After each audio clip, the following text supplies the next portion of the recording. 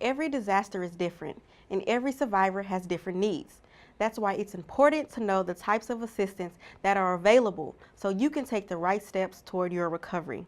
If you need rescuing or have an emergency, call 911. Contact your state and county emergency management agencies for resources in your community.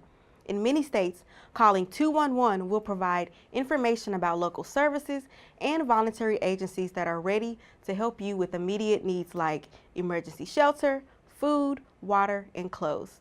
If you have homeowner or flood insurance, contact your insurance provider and file a claim immediately. The faster you file, the better. Even if you have insurance, you may be eligible for other assistance. Register online at disasterassistance.gov to check your eligibility for disaster assistance programs.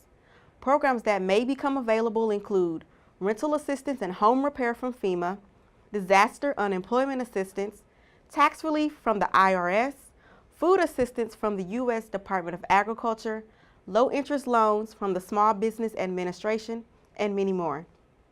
You can also call the Disaster Assistance Helpline at 1-800-621-3362 to apply for disaster assistance. TTY users can call 1-800-462-7585.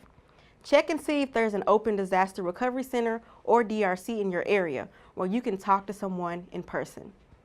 Download the FEMA app to get a complete list of open DRC locations or text DRC and your zip code to 43362 to find a DRC near you. Standard message and data rates may apply. After you apply, you may be referred to the Small Business Administration to complete an application for a low-interest disaster loan. You can apply as an individual homeowner, renter, or business. You do not need to accept a loan, but completing this application is a necessary step to be considered for other forms of disaster assistance. Recovery can be a long process, but the sooner you connect to resources in your community, the sooner you are on the road to recovery.